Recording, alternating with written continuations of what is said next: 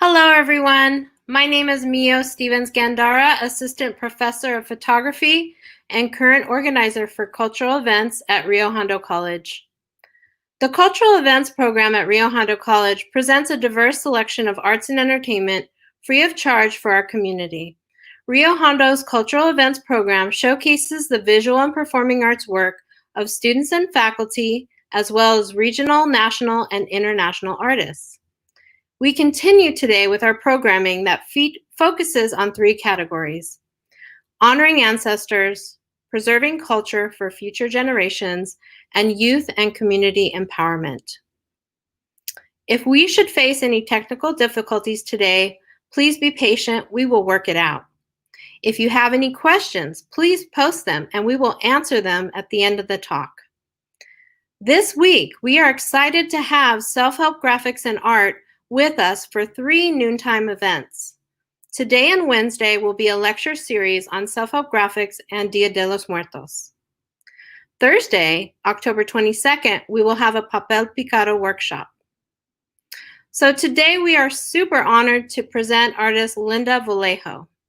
A legacy artist with self-help graphics and art, Linda Valejo consolidates multiple international influences gained from a life of study and travel throughout Europe, the United States, and Mexico to works that investigate contemporary cultural, spiritual, and political issues. Welcome, Linda. Thank you, Mio. So nice to be here today. Shall we begin? Hi, everyone. My name is Linda Vallejo, and I've been asked by Rio Hondo College and Self-Help Graphics to tell you a bit about the history of the Dia de los Muertos at Self-Help Graphics. I started working at Self-Help Graphics in 1977 as a teacher in the Barrio Mobile Art Studio, teaching children in the elementary schools in the neighborhood silkscreen through the Barrio Mobile Art Studio, which is a van that actually went to the schools and spent time with children. I consider Self-Help Graphics to be my alma mater. I've been connected to them for these last 40 years. I recently helped them curate an exhibition for a public standard for the Getty Institution's PST exhibition in 2017, and I was also a member of their 40th anniversary exhibition print selection. Oh, there it is, Dia de los Muertos lecture by Linda Vallejo. Linda Vallejo, easier said. I'm an artist and a sculptor and a painter, and I've been very active in the community for many years. Here's a wonderful shot of Sister Karen Boccoletto, the founder of Self-Help Graphics, and the individual who came up with the idea to begin the Dia de los Muertos in the Chicano community in Los Angeles. Today, the Dia de los Muertos is an entire celebration that spans Southern California and major cities across the nation with festivals, pop-ups, and altars that are created in diverse community organizations, public spaces, schools, and even ticketed venues. Today's interpretation of this sacred indigenous tradition is now a remix and a recycle. It's become a commercial holiday blending Mexicano, Latino, and American pop culture iconography, but also including the spiritual aesthetics of the Dia de los Muertos from the indigenous and Catholic traditions. There's Sister Karen in a beautiful photograph in the very old days on Brooklyn Avenue before it was Cesar Chavez, with an interviewing about the Dia de los Muertos, and you can see a very traditional altar in the background. The Dia de los Muertos has become an integral part of the culture and artistic landscape of Los Angeles. You see Dia de los Muertos everywhere. Self-Help Graphics began the Dia de los Muertos in 1972, and we believe that Self-Help Graphics was the first art institution in the nation to present a Dia de los Muertos, Day of the Dead celebration and educational program. These are very traditional altars from the old space on Brooklyn Avenue, and you can see the papel picado, which you're going to learn about, and you can see a lot of paper mache, and also the step fret, the altar step fret that is traditional to the Dia de los Muertos. Now, the Day of the Dead, it's an annual commemorative celebration, has become a pretty complex and unique observance that allows the community to celebrate life, to think about the joys and the goodness of life, and also to remember those that passed on before us, including our ancient ancestors. And it's also a place for the community to process issues and traumas. Here's a really lovely shot of Ofelia Esparza with her altar. I'm sure this was probably from the early 1980s. You can see the cempasúchilas over the altar. The archway, which is a traditional aspect of the altar itself, once again with the step fret.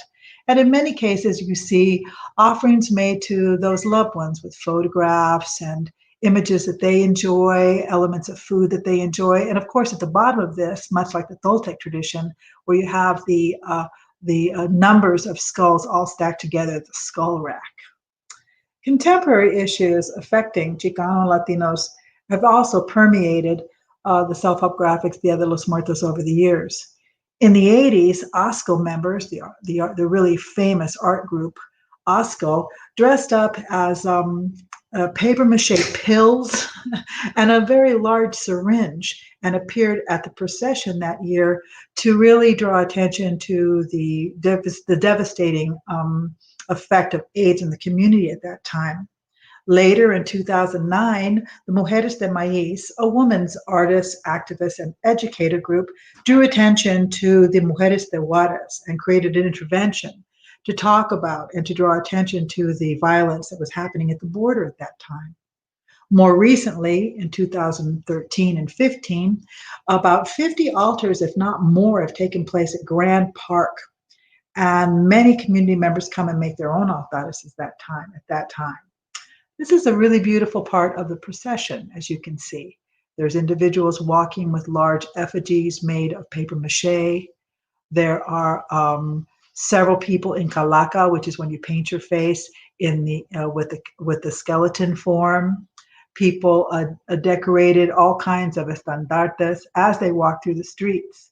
You can see it was a pretty large parade back in the 1980s with a lot of people taking part. Many of the items that the people wore in the processions were made in the workshops at Self-Help Graphics, the community-based workshops, and also were made by the children in the Barrio Mobile Art Studio where we all worked. Here's a really beautiful effigy of a very large skeleton, and you can see the calaca in the background. The interesting thing about the indigenous practice is that life and death are a part of the cycle. It's a cycle of life and death. It continues. It's a circle, which is part of the indigenous traditional ideals. At Self-Help Graphics, they always remember to bring in the danzantes to bless the space and to open the space for the community to come together in good circle in memory of their elders and their ancestors. It comes to mind one of the really interesting newer pieces was created by an artist named Raul Baltasar, now located in Los Angeles, a very large paper mache chessboard with a zapatista and an armed soldero facing off. You can imagine what it must look like out there in the large green of the Grand Park. Here's an individual in calaca carrying, this is the Teatro Campesino. The Teatro Campesino was a very big part of the early years of Dia de los Muertos with Self-Help Graphics.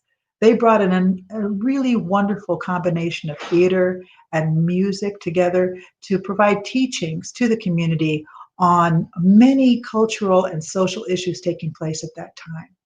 You can see East Los Angeles in the backdrop of this fabulous photograph of the procession once again as well. Another altar comes to mind that included a giant spray can made of a spray paint can made of paper mache that was dedicated to the fallen graffiti artist or writer Villal. And so contemporary issues and contemporary forms of the Day of the Dead are once again mixed with traditional Catholic and indigenous, and also a remix of Latino and Mexicano and contemporary pop icons. You'll see a lot of pop icons in the most recent altars as well. Here we are with banderas walking through the community. I remember in the old days, Sister Karen had to go through quite a lot to be able to get the street closed for us to be able to have our procession, our desfile. I wonder what's in this woman's mind as she's sitting in the cemetery at Evergreen. Sister Karen always made sure that there was an indigenous ceremony to begin the Dia de los Muertos in the cemetery, followed by a Catholic mass in which the priest from Nuestra Senora de Guadalupe would come and actually offer communion to the participants of the celebration. Here are some rattles that were made by children as a part of the Barrio Art Studio, and the children were welcome to carry these in the procession to become a part of the celebration of life. Painting face, and in this case, actually making a paper mache copy of an artist's face. I believe this is actually Carlos Bueno, who the seated figure, who worked with Sister Karen to decide on the first Dia de los Muertos celebration. Of course, we have the Pachucos and the historical value of their icon in the Chicano community in beautiful form and also beautiful stance. Another altar that comes to mind as a part of the Grand Park is a kitchen table that was covered by pots and pans and all kinds of kitchen ephemera that was an honor to mothers and wives in the home, presented by Mujeres de Maíz. So you have a blending of traditional elements and contemporary elements again, but always rooted in spirituality. One of the most wonderful aspects of Dia de los Muertos at Self-Help Graphics is the organization's efforts to bring families together in celebration of the day, so that you can teach children to remember their grandparents and their great-grandparents, to have a wonderful time remembering that life is precious and that every moment counts, and to be together in a family event. The first celebrations of Dia de los Muertos with Sister Karen were very, very, here I am with Leo Limon celebrating, I think probably in the very early 80s with Calaca, and a nice smile on Leo's face. So good to see him there. The first celebrations were pretty humble. We made an altar in the traditional formula based on the books that we had found in Mexico during our travels, and built altares in the step fret form with the cempasúchiles and the archways, and placed enchiladas and mole. I remember I made mole the first time, and then gathered in a very simple circle with a pepetero and incense burning, and Sister Karen presented the very first prayer in honor of our ancestors and in thanksgiving for our lives together as artists and community workers in the Chicano community. Here again is a mother with her child celebrating the Dia de los Muertos together. So here are children, once again, working on images that will be used in the procession as a part of the Dia de los Muertos. So what happened was, it started off in the old days, in the late 70s, that we would start off at Self-Help Graphics with our masks and our calacas and our banderas and our standartes and, all the calaca and the effigies. And we would walk from 2121 Brooklyn Avenue in Boyle Heights all the way to Evergreen Cemetery, which is one of the oldest cemeteries in East Los Angeles, or in Los Angeles proper. And then from there, we would have an indigenous blessing at the cemetery, followed by a mass with a communion offered to the participants. And then we would get back in our desfile and return to Self-Help Graphics, the main site, where there would be music, and there would be continued workshops, and there would be food and altars, all kinds of ofrendas. And danzantes, of course, again at the parking lot behind the building to celebrate the beginning of the day. Here's Ofelia Esparza, who is probably the premier altar maker from Self-Help Graphics. She's been producing altares at Self-Help Graphics for many, many years now, and continues today, and has won fellowships and awards for the work that she does on behalf of the culture. The key elements of Self-Help Graphics celebration today are community art workshops leading up to the main celebration, which include papel picado, paper mache, calacas, and paper flower making. A Noche de Ofrenda, which is the night of altars. Here is Yolanda Gonzalez building an altar, wonderful community artist. Also a procession which surrounds the neighborhood and Self-Help Graphics' new location on First Street. It's a throwback to the original trek from Evergreen Cemetery to the former SHG building, but now it goes around the community. Here's a very much older altar. You can see all of the elements in it, including the candles, and also Catholic and indigenous gods and goddesses, lots of beautiful flowers, the calaca themselves, and food and offerings of all kinds. Then also there's the procession. As I said, there's the danzantes that come that begin the ceremony just like in the old days when we had an indigenous blessing. Now we have the danzantes come together and do a blessing for the event and its beginning. And now Self-Help Graphics offers some beautiful main stage performers to highlight community artists, musicians, comedians. It's really quite fantastic with thousands of people in participation and present. And then also now Self-Help Graphics has a vendor market, which really focuses on local artisans and offers an opportunity to support local art makers and community people who produce community cultural imagery. You know, we've Self-Help Graphics is now, the tradition is now a remix, and it's been recycled into a commercial holiday, which allows for artisans to also be a part of the event. And then finally, there are family-friendly activities like face painting, papel picado, and flower making there at the event itself. Here's a beautiful altar that was dedicated to Sister Karen Bocalero. She's often remembered in many of these altares because, you know, she started Self-Help Graphics in her garage in City Terrace with Carlos Bueno, and it's still alive today. It was established in 1973. So Sister Karen's legacy continues, and everyone's very proud and very happy that Self-Help Graphics is strong and growing and living today as a cultural institution that means so much to so many. Looking through the photographs, you can see people's faces being painted. Danzantes having their faces painted. You can see it's right in the middle of the city with the houses in the background, if you can see that on your screen. Also, people decorate their vehicles and create sort of a desfile of cars in Calaca, as you can see this gentleman has. As a matter of fact, Leo Limon was one of the very first to do this, where he actually took a car and not only painted on the car, but also painted cardboard that he glued somehow or attached to the car in some way with very, very tall pieces. Actually, I think there was even one with the Virgen de Guadalupe on it. And that was one of the very first moving sort of like a parade. It had the feeling of a parade for the Dia de los Muertos.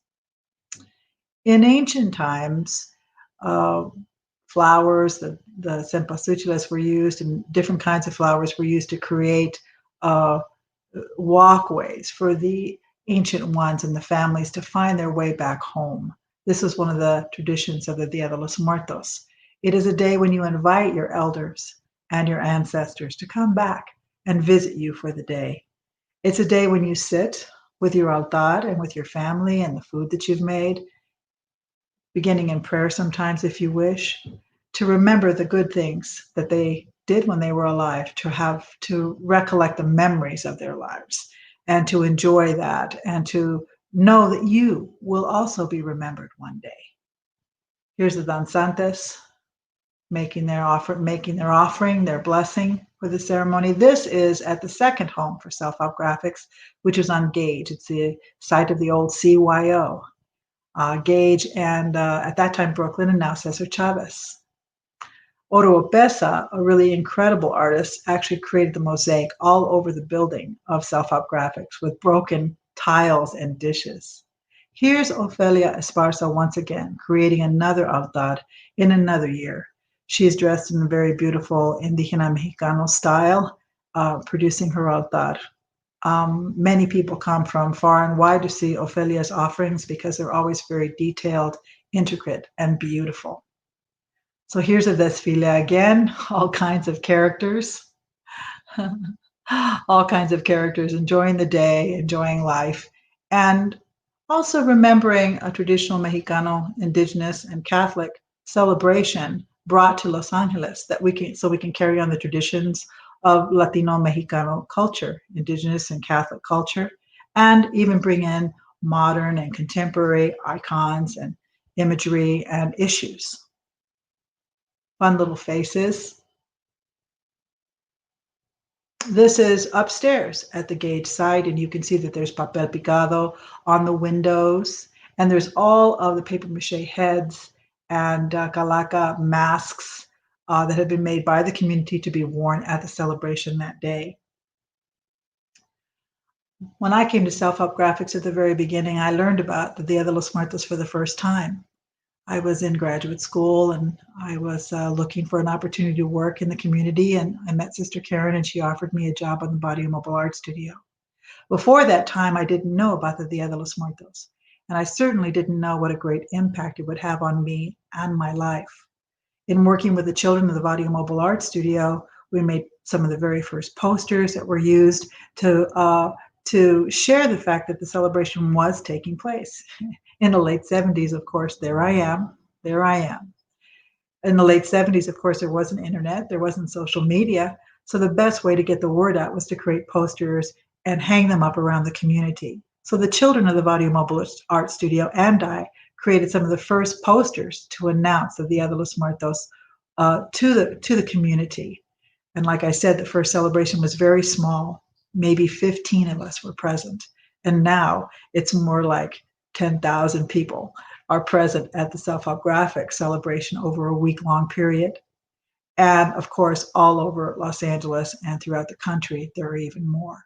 There's the priest offering communion to the participants in Evergreen Cemetery in the late 70s and possibly early 80s.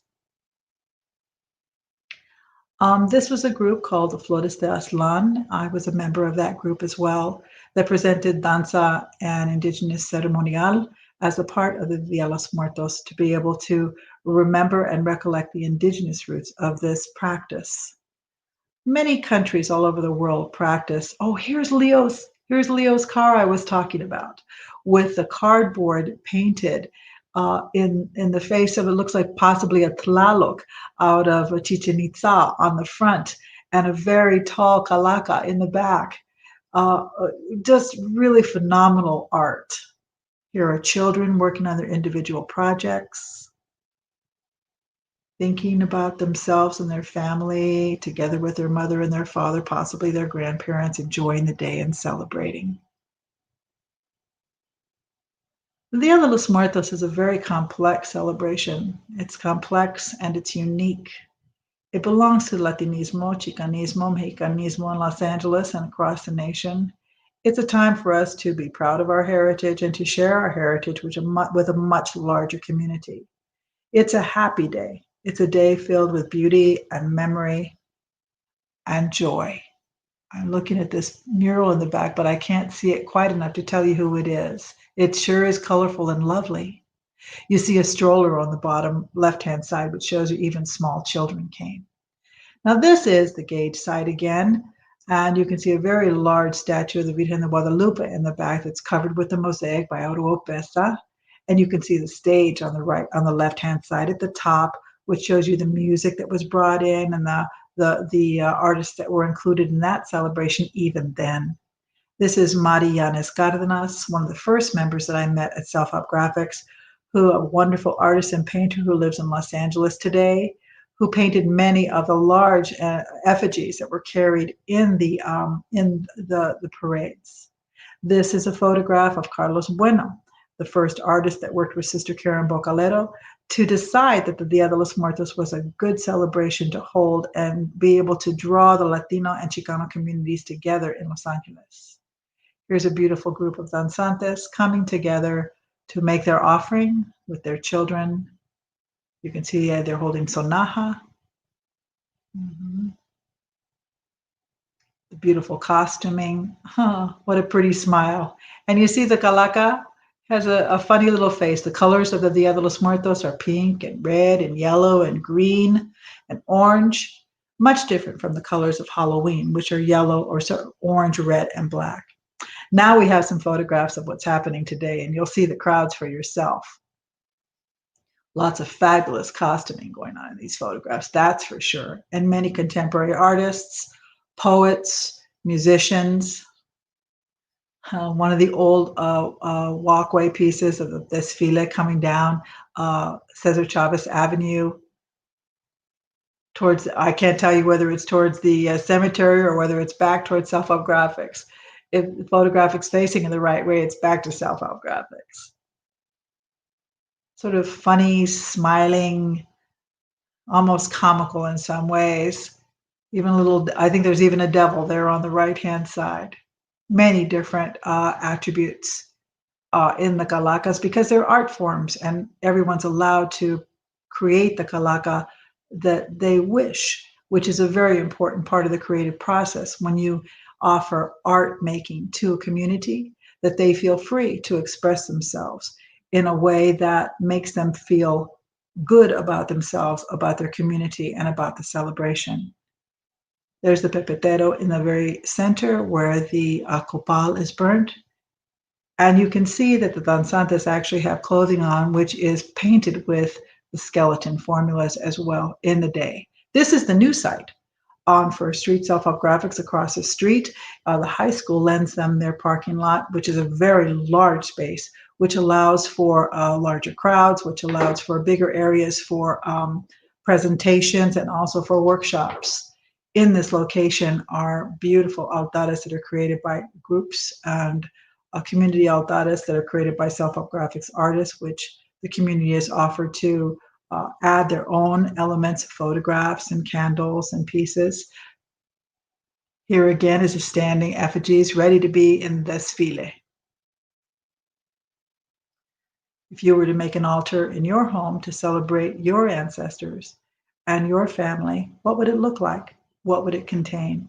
Here's Ophelia sitting next to one of hers. You can see the beautiful marigolds present. There's some lace in this one and some papel picado. Some beautiful candles, many photographs. Here's one of the pieces that we were talking about in the Grand Park, which happened between 2013 and 2015, where there was 50 altars made by community members and artists. You can kind of get the sense that there is a park setting here. Here's one with a beautiful rainbow and photographs, I would believe, of many people who had passed on in remembrance of family members and community members. Here's one with a really beautiful sarape at its center. Oh, you see the pan de muerto in the middle. You can buy pan de muerto. It's a special bread that's made in Mexico, and many of the bakeries here in Los Angeles have it as well for the day. Here's a very complex one with the Virgen de Guadalupe at the center. Once again, the archway is present. Once again, the photographs are present. Once again, the cempasúchiles are present. You can get a sense of how large that piece is from this photograph as well. This one is also at Grand Park. Dia de los Muertos has meant a great deal to me personally. I make an altar in my home every year as well, with pictures of my family and friends and the gods and the goddesses. And the cempasúchiles are always present, and a bowl of water and a small food offering for the spirit of the dead, because we make spirit plate to offer them to come and join with us in our dinner, in our day, and in our prayers. Very lovely light on the backing of this one. And look at how this one was of wonderful interest because of the beautiful sort of netting that surrounds it. It's sort of like a little teepee. It appears as a teepee, sort of a netted teepee. So you can see that the artists and the community members who are invited to create altares in Grand Park are given creative license. Some dancing is going on here with the large headdresses. Someone's ready to go in the parade. Fabulous photograph with those great shadows behind it as well. This is a really old photograph, and the very first side, Sister Beth is on the top right-hand side. She was at Sister Karen's side for many, many years. And they're making items for the parade, and also it appears to be a family workshop. Here's Carlos Bueno once again, working on items for the Dia de los Muertos and for the different altares and for the desfile.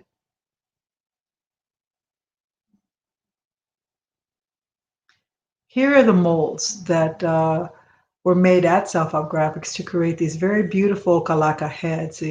Self-Help Graphics has one left in this of this particular work in their collection that I'm very happy that they have it.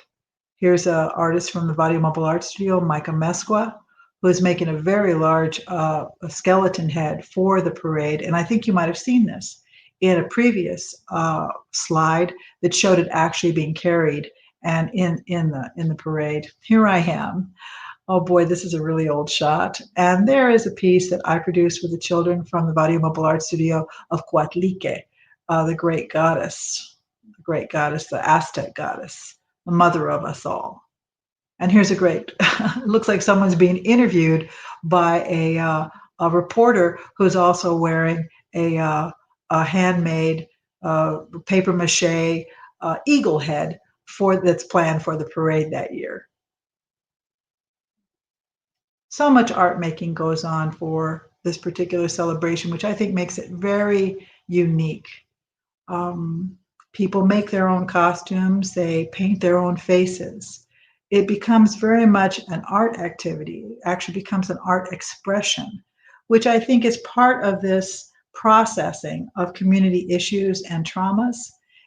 Making art and having fun in the creative process can help you to process, to forget or to forget for a moment some of the issues that are difficult in life and have a moment of joy experiencing creativity and experiencing your own creativity, which is one of the most important parts of being an artist, and something that Sister Karen understood when she built Self-Help Graphics to bring art to children and to families through the Dia de los Muertos. Lots of work going on with families, talking, enjoying, hopefully speaking about people that they're remembering, an uncle or an aunt or a grandmother or a grandfather that they would like especially to remember or teach their children about, as we see in this photograph here. Boy, lots of activity going on. This year, Self-Help Graphics is going to begin the celebration on Sunday, November the 1st, which is the main event. And at the end of today's presentation, we'll be providing you with a link so that you can be a part of it and see this beautiful event. It'll have many opportunities to see the Dia de los Muertos, and hopefully you'll create your own altar at home and celebrate the Dia de los Muertos in an intimate way, which is something that must be remembered. It is a public event, a community-wide public event, but it can also be a personal event in which you bring the Dia de los Muertos home into an altar that you make in your living room. Oh, Isabel Martinez working with children. The events will start on November the 1st and then go through Friday, November the 6th. And the links will take you to all the opportunities that you'll have to participate and to learn about the Dia de los Muertos and its value to our community. Here's the beautiful paper that they're using, the tissue paper that they're using to make the very large cempasúchiles that you can see on the table. Here is an example of a very intricate papel picado that you'll be learning about also at the Papel Picado workshop that'll be happening on Thursday as a part of Rio Hondo's efforts to bring the Dia de los Muertos into your lives.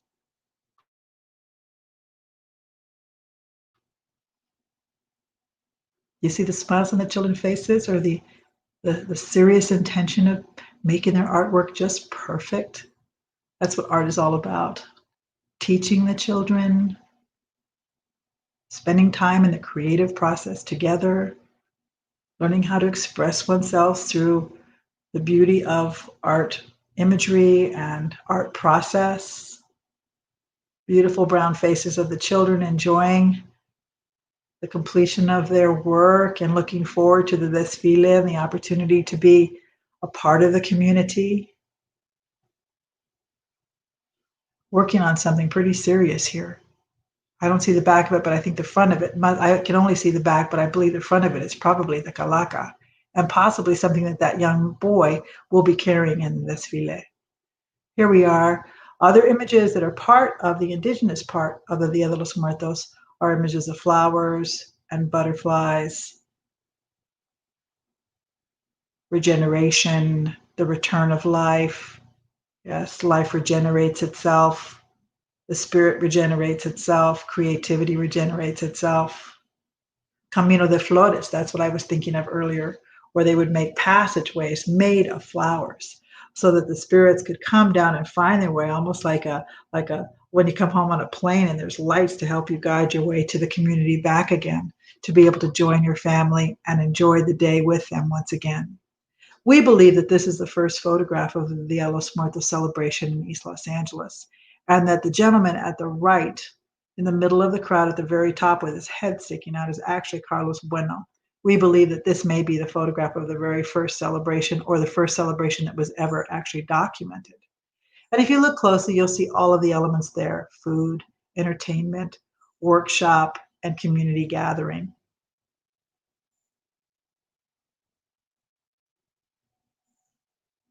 Here's a rider, East Sider rider. Each one of the faces is a little bit different. You might have some fun trying out doing the calaca on your face. I happen to like, as you'll see in the earlier photograph, the half life, half death. I happen to like that iconography quite a lot because it goes back, here it is, because it goes back to Mexicano, Mesoamerican sculpture and figures. And I like that the little girl has a smile on her face. So here's one of the more contemporary celebrations, and you'll see that it's a pretty big crowd. People really enjoy themselves and come out for the celebration.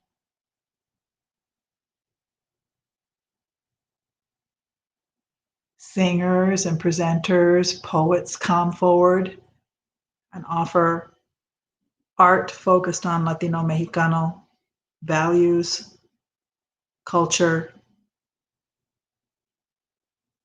contribution.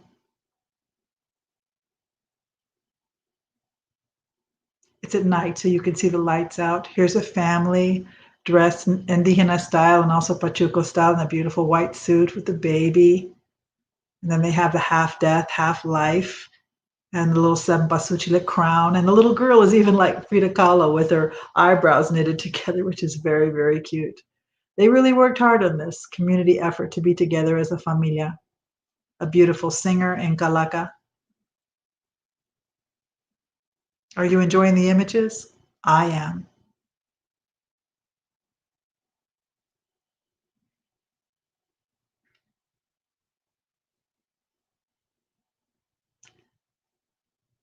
You know, the Dia de los Muertos is something really unique that we have to offer to American culture.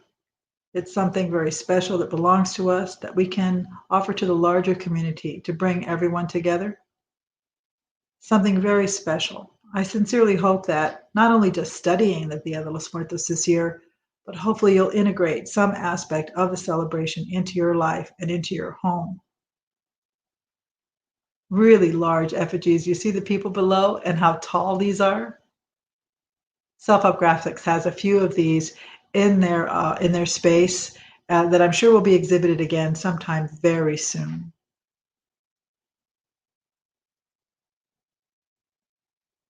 Working to put calacas on children's faces.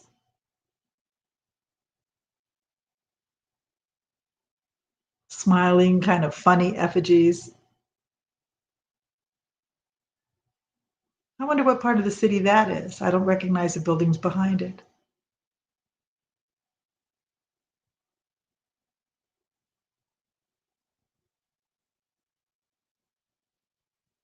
Sister Karen was a very good teacher to many people. She was an artist herself. She studied with Corita Kent and learned printmaking. She was supported by her community. Yvonne Gallardo is here speaking to the crowds. So, Self-Help Graphics started out very humbly and has become a major institution, recognized and honored by many nationwide. Such dedication on behalf of their leadership, Betty Avila, the present executive director, and all of their staff have ensured that Self-Help Graphics, Dia de los Muertos celebration, would continue this year, even with our current difficulties. The online celebration should be quite wonderful, and I'll hope to see you all there on the 1st for the main event. This is an interesting photograph.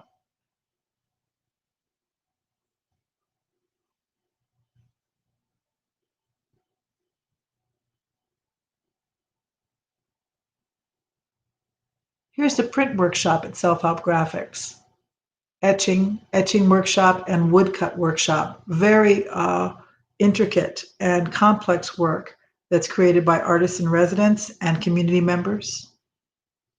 Here's a small child in her little walker, it looks like, with her mother in one of those Catarina hats. What a beautiful dress she has on, the orange dress and the Catarina. How beautiful.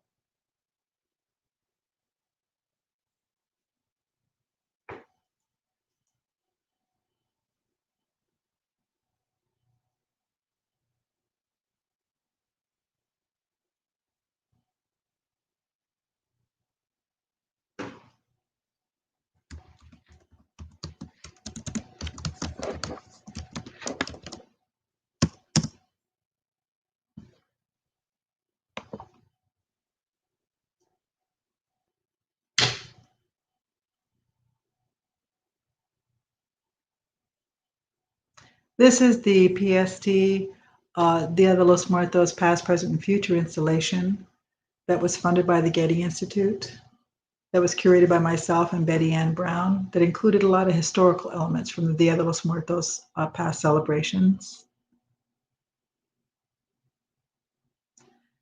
This is the altar by Ofelia Esparza that was a part of that exhibition. This is the penacho, or the penacho that was donated by Jose Rivera, who presented the indigenous blessing in the late 70s to the exhibition and donated the penacho to Self-Help Graphics.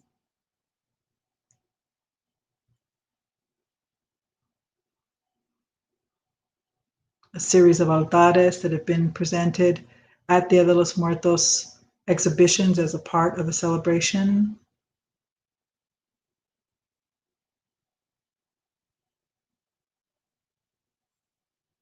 I hope you're beginning to recognize that the elements of the altares after we've seen so many examples today.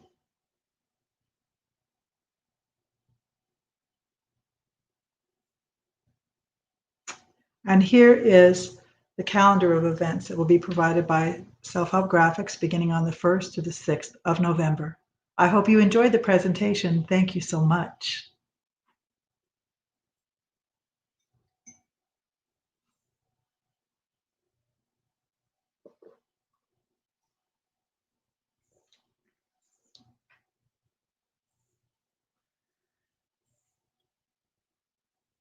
Here's the link.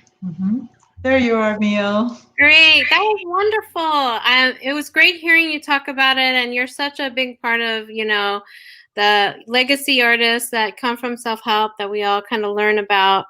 So now it's time for some Q&A.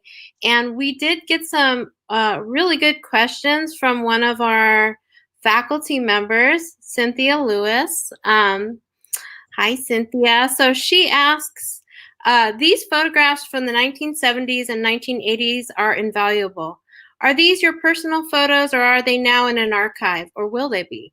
They are now a part of the Self-Help Graphics archive. And you can see many of them actually online on their website.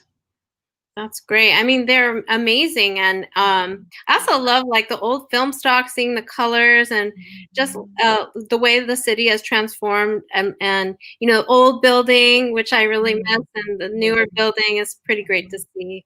Well, when we did the PST exhibition in 2017, we started gathering all the photographs together because it was the Dia de los Muertos past, present, and future. So it was a historical exhibition as well as a present and future exhibition. So we gathered together many of the photographs and scanned them. And so for the very first time, many of them were gathered and put in the archives in a permanent way. Oh, wow. I just want to ask, were there some of them, did the artists have them, or were they already in the collection of self-help? Or some of them were sold. We weren't sure who took the photographs. Oh. We started going through boxes and drawers in Self-Help Graphics storage unit and finding photographs, because some of them are so old, all there is it's actually a physical photograph. Oh, wow. So we had to create JPEGs and all these things, and many of them we could only guess at who had photographed them. We figure community members, artists, some of the photographers that took self-help graphics. Ricardo Valverde took several photographs of self-help graphics, Day of the Dead celebration, and he's a very renowned artist who took many valuable photographs, actually, of the day. That's incredible. It's so great that we have those to look at. It is. We have another question posted by Professor Lewis. She said, you used the term remix several times at the beginning of the lecture. Would you say more about this term and how or why it is used in Chicanx studies and Chicanx art studies? When you study the Dia de los Muertos historically, when you go to Mexico and study the Dia de los Muertos historically, it has what might be considered traditional elements. And the traditional elements are the altar, and I said also the Paseo de Flores, right? And the papel picado and the pan de muerto are present. They also have effigies in some cases. But as an example, they do not paint their faces in Mexico. That is an American or a north of the border addition, remix, ergo remix. And there isn't a procession per se in Mexico in the traditional formula as well. The procession is the procession of the spirits themselves coming down to earth.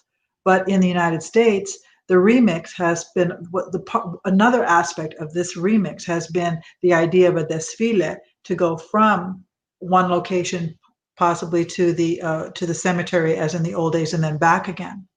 One of the traditional elements of the Dia de los Muertos in Mexico also is the Noche de Altares, or the night of prayers, which is the night before. And many people spend time in church and at the cemeteries, the decorated graves with candlelight to prayer as very much a religious holiday. Self-help graphics and the north of the border celebration has become less religious. It has a spiritual center to it, but it's become less religious than the traditional Mexican celebration. So self-help graphics has used the word remix to help us understand that it is a conglomeration or a combination of what has been traditionally practiced in Mexico through the Catholic and indigenous religions, along with what, as an example, pop iconography.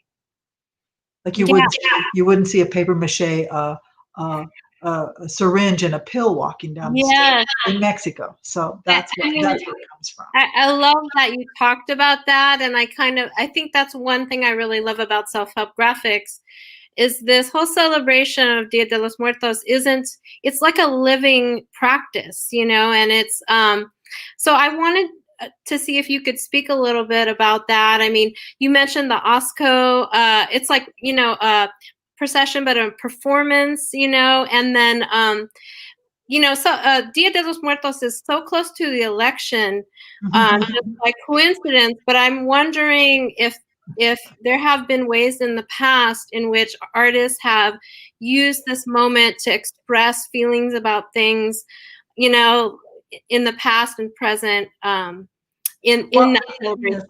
I think that I was alluding to that on several occasions, that Sister Karen had made this, and Self-Help Graphics continues to make this into an art event, into a cultural art event where people can express themselves through the arts, with the centerpiece being the Dia de los Muertos, the idea of celebrating our ancestors and celebrating our ancient ancestors, remembering our families, but also an opportunity to be able to express ourselves politically, socially, to provide interpretations of history if we wish to, because it is art.